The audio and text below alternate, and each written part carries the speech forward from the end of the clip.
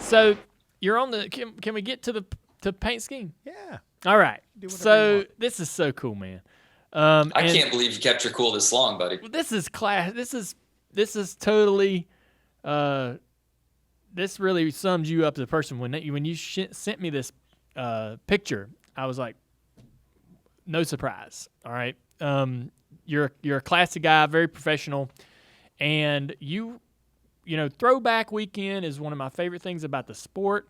I was so pumped when it came into the sport.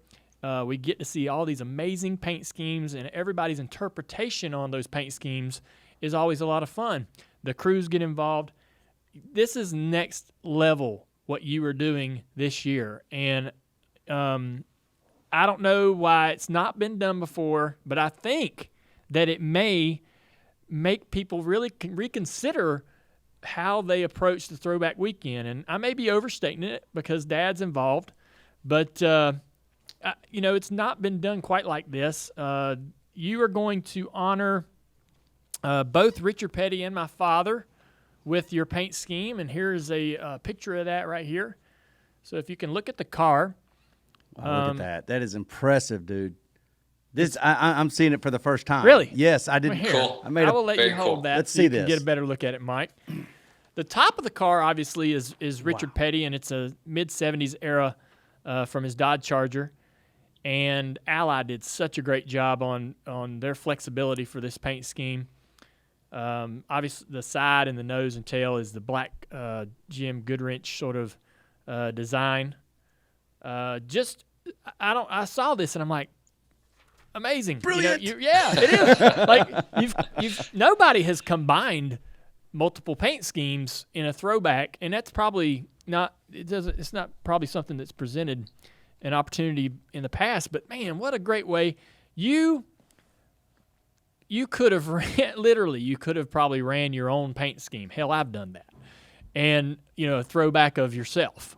But you are the kind of guy that is going to go, you know what, there's two other 7-time champions that I got this utmost respect for, and I'm going to put them on my car and honor them in my final year. I mean, if that's not the most Jimmie Johnson thing ever. We've been sitting on the idea, and obviously with it being the final year, it's so appropriate, and I'm glad we saved it because it's just fitting and right to do. And then to play with the scheme, it was split in a few different ways. And then once I sent you the text on it, I think we're able to really fine tune kind of the attributes that each paint scheme kind of had in them. And another just tweak I love on it is how the 48 is leaning like the 3. And one of the early renderings that I never even sent to you, the 48 was leaning the wrong way. And I'm like, that's the way the 48 leans. But this needs to go the other way. We need the Dale lean. And then on the roof, it has Richard's fonts for the 48. So, we kicked it around for a while and really dialed it in. And I think it looks awesome. And it's I don't know, it's the right thing to do in a sense, Jimmie, and it feels right. It's perfection, buddy. And you're right. The font for the 48 on the roof is the font for the 43 from that era. The door number on the side is the font for the black number 3 car. And those little details really matter. And you guys pulled it off. It's perfection.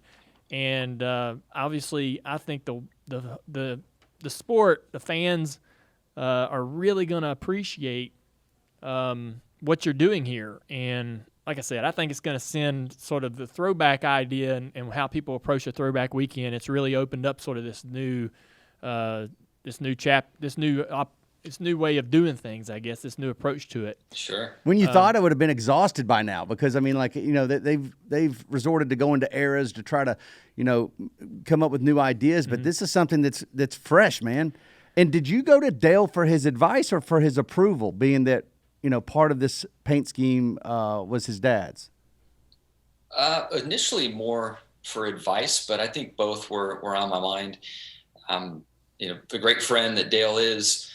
And then tying in his father, that piece was kind of approval and advice on that front. And then, we all know his love of creating paint schemes for cars. So in general, I just wanted to see what he thought. And we made a couple tweaks after he looked at it. What's funny, we were going back and forth for a few days, and then I get a text from my PR person saying, hey, we want to loop Dale Jr. in for approval on this, and then maybe, have the announcement take place on his podcast. And I'm like, well, I think we're there. He's seen the car and he's approved it. So that's right. Let's roll. We've already, or 50% there. Yeah. I'm so pumped for fans. These are the cool things that happen throughout the year that really make our sport great. And seeing you drive this car and knowing it just matters that a driver of your caliber or any of the drivers in our sport can appreciate the history. It really means a lot to the fans in our sport that really invest and put their, the fans that have been following it for a long time, the new fans that are learning about who these other drivers are that you're honoring, and who, that throwback weekend does a lot more than I think people understand in really educating some new fans and also allowing some of our older fans to relive some of the past. And this is a home freaking run, grand slam. You drove in everybody. Which, by the way, don't gloss over that. I mean, it's almost like Jimmy's a politician here, because in divisive America, Jimmie has found a way to bring Earnhardt fans, Petty fans, and Hendrick fans all together in one big unity, right? Big old group hug. We'll see if they're That's together. Impossible. We don't know yet. And to satisfy Dale Earnhardt Jr. on a paint scheme. Which is also hardly ever been done. That is the biggest feather in the cap right now. Wow. Without a doubt. Y'all are crazy. Good job, Senator Johnson. We appreciate it. Goodness. All right, everybody. We had Jimmie Johnson on the show earlier to talk about this new paint scheme that he's going to be running at Darlington for the throwback weekend. We got Richard Childress coming in to give us his reaction. How you doing, Richard? Great, buddy. I just saw, Jimmie's scheme. It's a great tribute to Petty and Dale Sr. for sure. Yeah, I thought it was just such an awesome job for him to acknowledge Dad and Richard. He is in the final year of his career in full-time cup racing, and he's taking this moment instead of celebrating his own career to acknowledge two legends that paved the way before him. I really think that says a lot about his character. Was that kind of surprising for you to see this little bit of a nod to some history that you were involved in? No, not really, Dale Jr. It's the thing. Jimmie's such a first-class guy, and he's always been that during our sport. I mean, when you look at class, he is number one when it comes to our guys there. And to recognize the other two previous champions with 7 championships, that's just Jimmie Johnson's way, a tribute to two great legends. So, when you see a throwback of either Dad or yourself, there's been throwbacks to your cars, to cars you've owned. How does that make you feel? It brings back so many great memories, to see what Darlington is doing is history.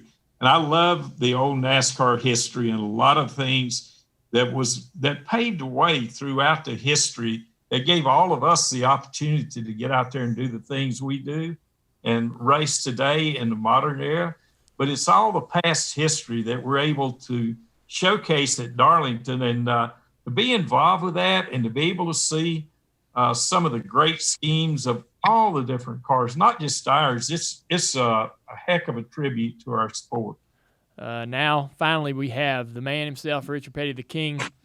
Richard, we're having this show, this podcast, and Jimmie is going to do a tribute to you and my dad in the same race car at Darlington for the throwback race weekend. You're very aware of the throwback race weekend at Darlington, and I'm sure you have enjoyed all of the various ideas people have came up with to pay tribute to your career. This is a new one, though, where there's two cars in one, two guys, two drivers being paid tribute to in one vehicle. I guess what's your response about how the car looks firsthand? I think you got one right there in front of you. All right, man. That's the first time I've seen that one. What do you think about it? I think it looks amazing. You look at it from the top, all it needs is 43 instead of 48, right? That's right.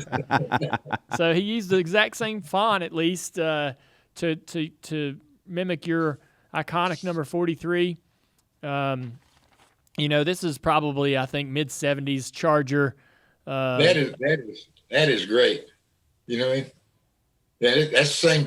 You put them colors together, it's like putting 43 on the side of the thing. Yeah. That's a neat deal. I like it. So what's your reaction when you see these Okay, Jimmy's the only connection is a number then, right? That's right. Okay. That's 21 championships, right? Ooh, That's right. 21 titles all there in one car. a lot of heat in that car right there. That's right. That's third of all NASCAR's ever done, I guess. What? Maybe what, 60, 70 years, 70 years, something like that? Man, you're spitting facts, King. I'm telling you. How does that make you feel, buddy, to have, when somebody pays tribute to you in one of these throwback paint schemes? I don't really know. It's kind of a deal that, when you did this stuff, you just did it. And that's when they added it all up, that's the way it come out at the other end. And same time with, Dale winning the championship or Jimmie winning the championship. But the only thing was that once I'd won 7, they had something to shoot for. After I won the 4th, and I think somebody won 3, my dad, I guess, and a couple of them had won 3 championships. And after you won the 4th one, then there was nothing out there in front of you, to really shoot for. But, to go back and say, those 3 guys come by at a little bit different time in NASCAR's history.